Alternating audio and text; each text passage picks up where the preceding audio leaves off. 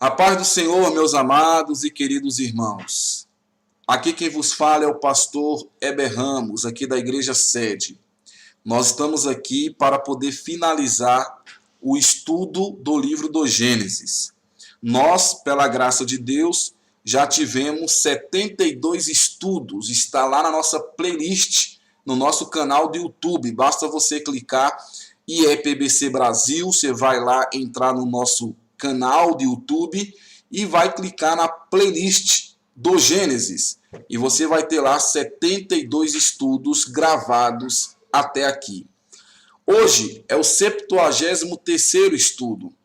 E amanhã e na quinta-feira, aliás, na quinta-feira e na sexta-feira, o pastor Gedeon Júnior finalizará toda essa playlist, todo esse ciclo de estudo, com 2 estudos especiais complementando todo esse livro do Pentateuco, o primeiro deles, que é o livro do Gênesis.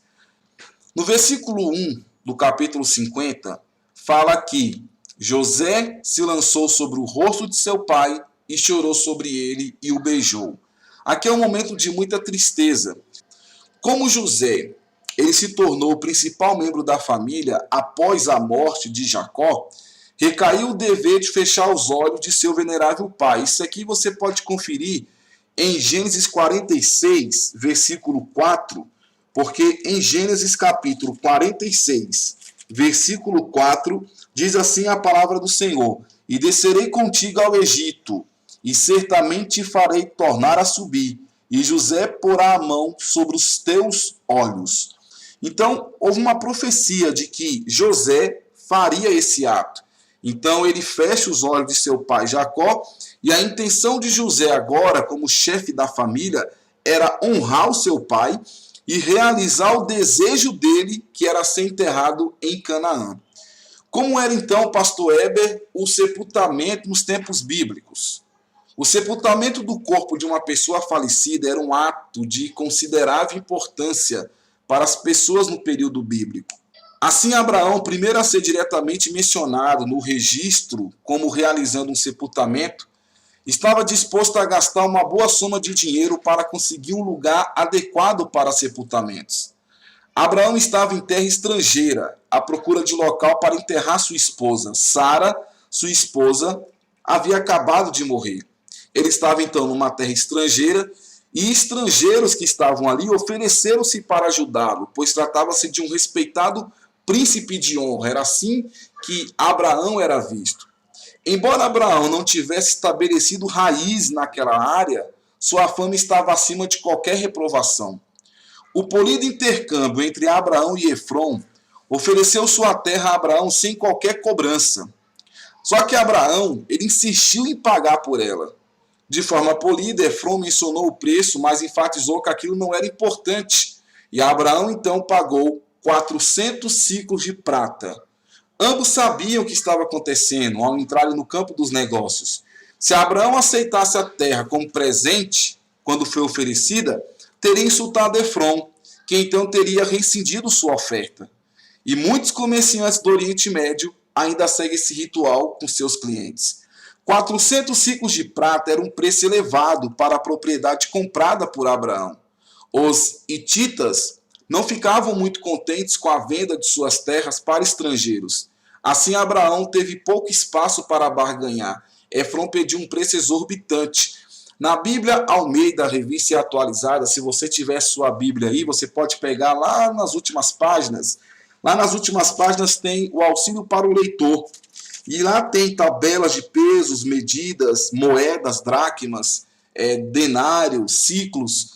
E lá diz que um ciclo de prata corresponde a 11,42 gramas. Numa pesquisa rápida que eu fiz, aproximadamente um ciclo de prata custaria R$ 758.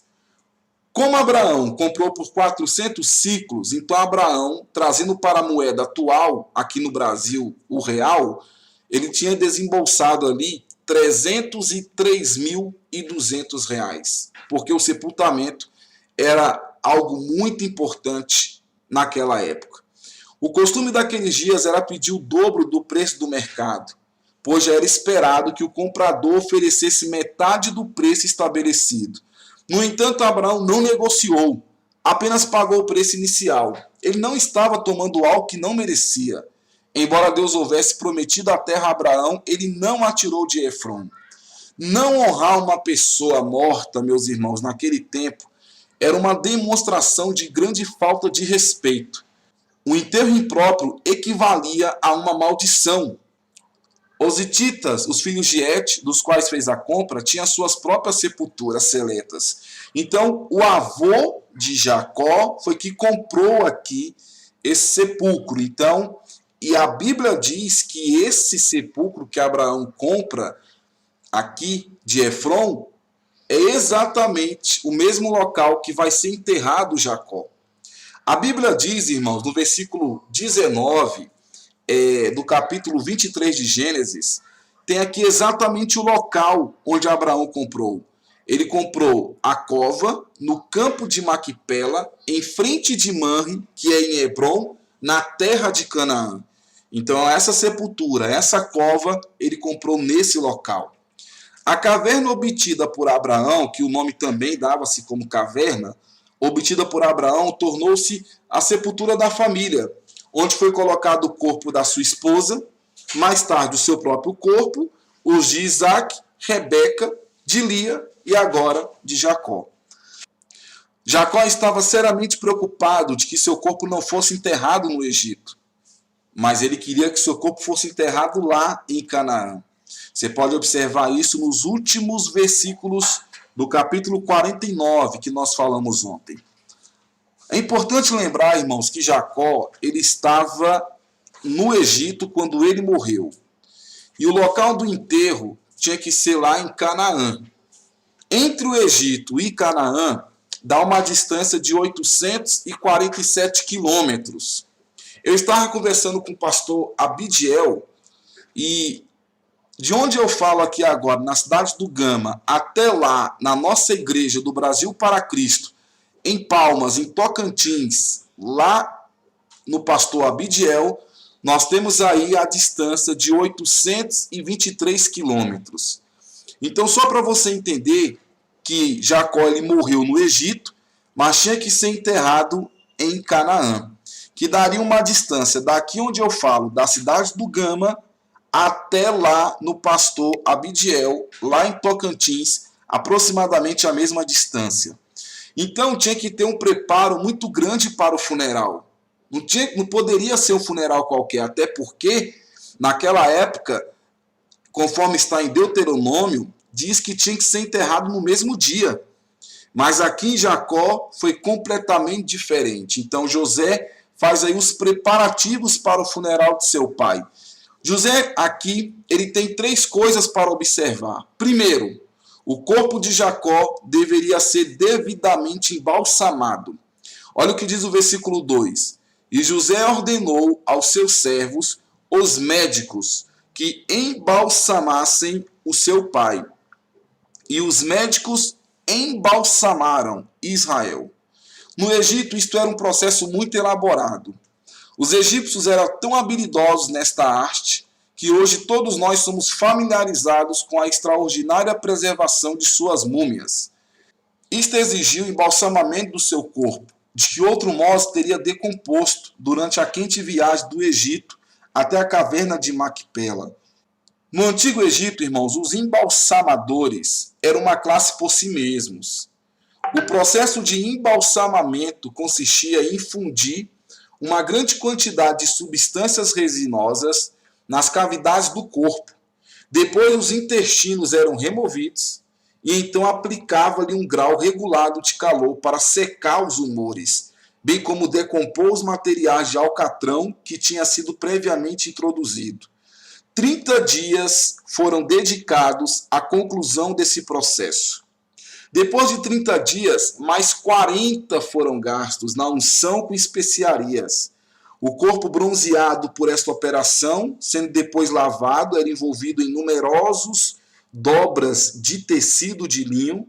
As junções eram fixadas com chicletes, uma espécie algo colante, alguma coisa assim, e depois depositado em um baú de madeira, feito sobre a forma de uma figura humana. Então era dessa forma que era naquele tempo. O uso de caixões, como conhecemos hoje, não era conhecido na época. Na verdade, hoje, os caixões são chamados de urna. Eu lembro muito bem quando nós fomos comprar a urna da minha querida mãe, a minha tia chegou lá e o rapaz disse, vamos ali ver as urnas. Então, hoje o caixão é chamado de urna. O mais conhecido túmulo na história dos hebreus era a caverna de Macpela. Abraão a comprou dos filhos de Zoar. A tradição indica que se localizava onde hoje está a mesquita de Haram el-Khalil, em Hebrom. Havia também a preocupação de se sepultar o defunto no menor espaço de tempo possível, conforme está em Deuteronômio 21 e 22. Como parte do ritual de morte, amigos e parentes lamentavam-se com gritos altos para que toda a vizinhança pudesse ouvi-los. E pelo fato de não existirem agentes funerários ou necrotérios, estes mesmos amigos e parentes ajudavam a preparar o corpo para o enterro. O enterro, evidentemente, era realizado pelos israelitas no mesmo dia do falecimento. Era necessário fazer o enterro logo, por causa da rápida decomposição do clima, usualmente quente nas terras bíblicas. Só que aqui, no caso específico de Jacó e também de José, houve essa grande exceção. Porque, embora na cultura egípcia o embalsamamento tivesse a finalidade de supostamente preservar a identidade do falecido na vida pós-morte, o embalsamamento do corpo de Jacó teve outro propósito. Com o embalsamamento, José poderia levar o corpo do seu pai preservado para ser enterrado em Canaã, como ele havia pedido e como nós dissemos ontem. Os sepulcros geralmente, irmãos, eram visitados após um longo período após sepultamento. Então não tinha ali velório. A pessoa não via o corpo ali no dia. A pessoa ali era sepultada, passava-se muitos dias, ao longo de vários dias, os ossos eram retirados e depositados em um ossuário, em uma caixa pequena. O ossuário, então, era colocado em outro lugar, junto a outras caixas. Um exemplo disso pesquisas recentes diz que foi encontrado os ossos do irmão de Jesus, Tiago, foi encontrado recentemente. Então José, ele expressou um desejo similar, o seu corpo também foi igualmente embalsamado e colocado num ataúde, à espera do tempo do êxodo para ser transferido. Esse desejo, sem dúvida, é pelo fato deles professarem a mesma fé nas promessas de Deus e era uma expressão de sua convicção quanto ao cumprimento delas no devido tempo. Então, o primeiro preparativo que José tinha que fazer era preparar o embalsamento do corpo de seu pai. Segundo, a segunda coisa que José tinha que fazer era, no caso de pessoas consideradas importantes, como Jacó, um certo período de luto era observado. Então, os cristãos devem observar certos costumes. Esse era um deles. Quando uma pessoa famosa morre, uma pessoa muito importante morre, o governador da cidade ou o presidente do país decreta luto de 3 dias. Naquele tempo era decretado um luto aí de 40 dias, porque 30 dias era só para embalsamar o corpo e 40 dias era o dia de luto. Então, os cristãos devem observar certos costumes, desde que estes não sejam contrários à Bíblia. Em Romanos 13, versículo 7, diz assim: portanto, dai a cada um que deveis, a quem tributo, tributo, a quem imposto, imposto, a quem temor, temor, e a quem honra, honra. Então tinha aí o período de 40 dias de luto. No versículo 3 do capítulo 50 diz assim: cumpriram-lhe 40 dias, porque assim cumpria os dias dos embalsamados, e choraram os egípcios 70 dias. Então aqui foi feito um período de luto público, como na morte de um personagem real, porque Jacó era muito, mas muito importante. O terceiro ponto que José precisava fazer era pedir autorização de Faraó para remover o corpo do seu pai para Canaã. Ele era governador, mas acima dele tinha um rei, e Faraó era o rei do Egito. Então, passados 70 dias de luto, José pediu autorização a Faraó para poder ir sepultar o corpo de seu pai. Só que um detalhe importante. No versículo 4 diz que ele não foi direto a Faraó. Ele, como governador, ele não foi direto ao rei Faraó. No versículo 4 diz que, passados os dias do seu luto, falou José aos da casa de Faraó, dizendo: se achei agora favor em vossos olhos, vos rogo que faleis aos ouvidos de Faraó.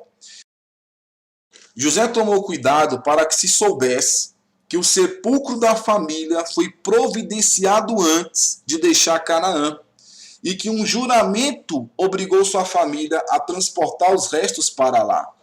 Além disso, José considerou certo pedir uma licença especial de ausência. Ele, como governador, tinha que fazer isso. E sendo inadequado como enlutado para aparecer na presença real, ele fez pedido através do meio de outros. Ele estava em luto. Então não era adequado ele ir direto a Faraó. Então ele fez através de terceiros. Então o que acontece? No versículo 5 do capítulo 50, diz aqui: meu pai me fez jurar dizendo: eis que eu morro em meu sepulcro, que eu cavei para mim na terra de Canaã. Ali me sepultarás. Rogo, pois, que vá eu agora e sepultarei ao meu pai e voltarei. Esse juramento, irmãos, está lá em Gênesis capítulo 47, versículo 29. O pedido de José foi atendido. E juntamente com ele partiu do Egito um grande cortejo em direção à terra de Canaã. Imagine aí alguém famoso. O último famoso que você lembra, que para a imprensa, para a programação, para poder transmitir aquele cortejo. Vamos dar um exemplo aqui do Ayrton Senna. Quando Ayrton Senna faleceu, morreu, parou tudo. Todas as emissoras transmitindo o cortejo do Ayrton Senna. Então, era mais ou menos isso. Era uma pessoa muito importante aqui, Jacó. Muito importante. Então, o cortejo dele foi muito grande. O cortejo foi ali na terra de Canaã. Estavam todos os oficiais de Faraó, os principais da terra do Egito, os membros da casa de José e da casa de Jacó. Para você ter ideia, em Gósen só ficaram as crianças e os animais, conforme está lá em Gênesis capítulo 50, versículos 7 e 8. Então todos saíram do Egito para poder acompanhar o cortejo, que foi escoltado por carros e cavaleiros. O enterro de Jacó foi realmente um negócio de Estado e acompanhado de um grande cortejo, porque o Egito era a maior nação e Jacó era o pai do seu líder. Jacó era pai de José. Então foi algo muito grande, irmãos, muito grande, esse enterro, esse cortejo de Jacó. Antes do cortejo chegar ao local de sepultamento em Canaã, mais uma vez houve uma grande lamentação pela morte de Jacó. Olha o que diz o versículo 10 do capítulo 50. Chegando eles, pois a eira do Espinhal, que está além do Jordão, fizeram um grande e gravíssimo pranto, e fez ao seu pai um grande pranto por 7 dias. E vendo os moradores da terra, os cananeus, o luto na eira do Espial, disseram: é este o pranto grande dos egípcios. Por isso chamou-se o seu nome Abel Misraim, que está além do Jordão. E fizeram-lhe seus filhos assim como eles ordenara. Versículo 13. Pois os seus filhos o levaram à terra de Canaã e o sepultaram na cova do campo de Macpela, que Abraão tinha comprado com o campo, por herança de sepultura a Efron, o Eteu, em frente de Manre. Então houve essa grande comoção aqui antes do cortejo chegar em Canaã. E aí depois disso, o cortejo prosseguiu. O corpo de Jacó foi sepultado na caverna do campo de Macpela, juntamente com seus pais, e após sepultamento, todos voltaram para o Egito. Foi assim, irmãos, o sepultamento desse grande homem, esse grande homem chamado Jacó. Quando chega no versículo 15, diz que os filhos de Jacó, os irmãos de José, estavam muito preocupados. O versículo 15 ao 21 relata isso. Depois de registrar o sepultamento de Jacó, o escritor bíblico registra brevemente em Gênesis 50 como foi o relacionamento de José com seus irmãos. Parece que os irmãos de José temiam que ele quisesse se vingar deles após a morte de seu pai. Observe que nunca saiu da mente a maldade que os irmãos fizeram a José lá atrás, quando vendeu para os midianitas ali e foi vendido ali para Potifar. Isso nunca saiu da cabeça deles, nunca saiu da mente deles. Eles estavam preocupados. Olha o tempo que se passou, olha os acontecimentos que tiveram ali, que eles presenciaram, mas eles nunca esqueceram isso. Então os irmãos de José mandaram lhe dizer que era um desejo de seu pai que ele perdoasse todo o mal que seus irmãos tinham feito contra ele no passado. Estavam preocupados. José não nos matou porque meu pai estava vivo. Agora que meu pai morreu, agora ele vai acabar com a gente. Eles tinham isso na cabeça. Só que a venda de José por seus irmãos havia sido uma ação pecaminosa. Mas através da sua vinda ao Egito, Deus trouxe uma grande bênção para muitos. Assim, muitas vezes, ele extrai o bem do mal, embora o mal não deva ser feito para que o bem possa vir. O próprio José aqui resume a grande lição de sua vida, pelo menos no que diz respeito aos seus irmãos, porque José não se vingou, José não fez mal aos seus irmãos. Tanto é, irmãos, que ao escutar essas palavras, José chora, ele se emociona, porque ele sabia que não ia fazer nada contra seus irmãos, então ele chora.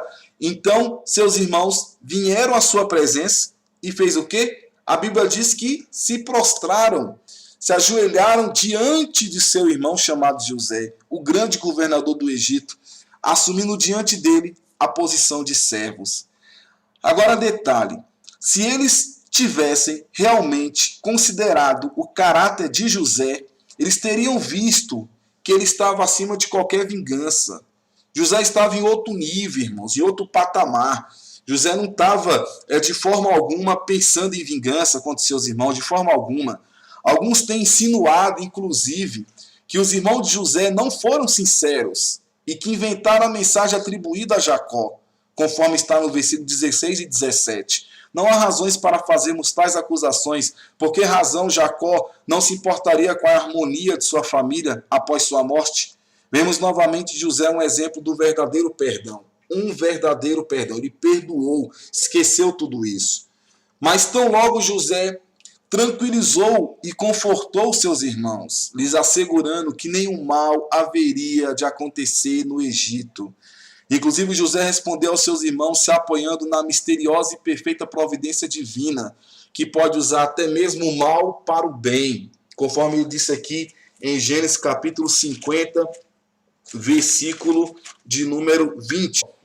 Em sua infinita sabedoria, Deus usou o atentado contra José como parte de seu plano para preservar a família da aliança. E aí nós temos o final de tudo, a morte de José. Gênesis 50 termina registrando a morte desse grande homem de Deus. A Bíblia diz que ele viveu 110 anos e conseguiu conhecer até os seus tataranetos. Inclusive parece que José adotou seus tataranetos por parte de Manassés, conforme está aqui no capítulo 50, 22 e 23. Próximo ao momento de sua morte, José expressou sua confiança inabalável na promessa do Senhor. Ele tinha certeza absoluta de que a aliança de Deus com Abraão não seria perdida e que Deus haveria de visitar os filhos de Israel no Egito para tirá-los daquela terra e levá-los para a terra que foi prometida a Abraão, a Isaac e a Jacó. Então José fez com que os israelitas jurassem que quando isso acontecesse, seus ossos também seriam tirados do Egito, conforme está aqui em Gênesis capítulo 50, versículo 25, que diz assim: E José fez jurar os filhos de Israel, dizendo: Certamente vos visitará Deus, e fareis transportar os meus ossos daqui.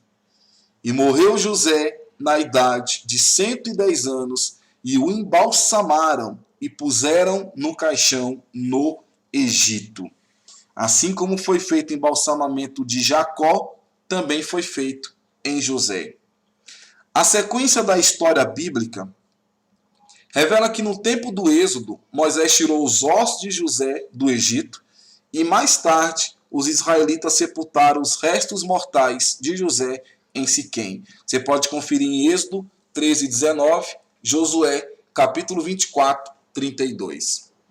Finalizo aqui, irmãos, dizendo o seguinte: Gênesis começa com o homem no jardim do Éden e termina com um caixão no Egito. Que desolação o pecado produziu. Desde a queda de Adão, o fim do homem tem sido esse, a morte. Tem sido o funeral neste mundo, do qual o Egito é uma figura. Que alegria saber que o fim do Gênesis não é o fim da Bíblia. Não é o fim da Bíblia. O grande plano da redenção se desdobra através das Escrituras para ser consumado no livro do Apocalipse. O caixão do Egito não é o capítulo final. Através de Jesus Cristo, o paraíso será restaurado. Em certo sentido, as coisas terminam como começaram. Apocalipse 21, 22, novos céus, nova terra. E aqui, irmãos, diz, Romanos capítulo 5, versículo 20, veio, porém, a lei para que a ofensa abundasse, mas onde o pecado abundou, superabundou a graça de Deus. Aprendemos, irmãos, que precisamos passar por todas as fases da vida, sem negar suas sensações. José estava triste, portanto chorou. Devemos fazer o mesmo pelo tempo necessário. Só assim somos capazes de seguir em frente. O livro termina desta forma, mas nós vamos continuar estudando aí, se Deus permitir, e nós vamos entender que tudo irá nos levar para o Apocalipse, onde teremos um novo céu e nova terra e moraremos com o Senhor eternamente. Amados, muito obrigado pela atenção. Que Deus nos abençoe nesse dia grandemente. Quero agradecer a pastora Loide Ramos, a nossa pastora presidente, pela confiança, e o nosso vice-presidente da obra e coordenador de todo esse projeto, pastor Gedeon Júnior, que amanhã, se Deus assim permitir, estará conosco. Amanhã, quinta-feira e sexta-feira, para finalizar todo esse primeiro momento aqui dos livros do Velho Testamento. Estamos apenas no primeiro, encerramos apenas o primeiro, que é Gênesis. Muita coisa vai vir para nos abençoar. Divulgue, irmãos, a leitura bíblica diária. Divulgue o nosso canal. Deixe seu like, se inscreva e que Deus possa nos abençoar. Muito obrigado, um forte abraço e a paz do Senhor Jesus. Amém.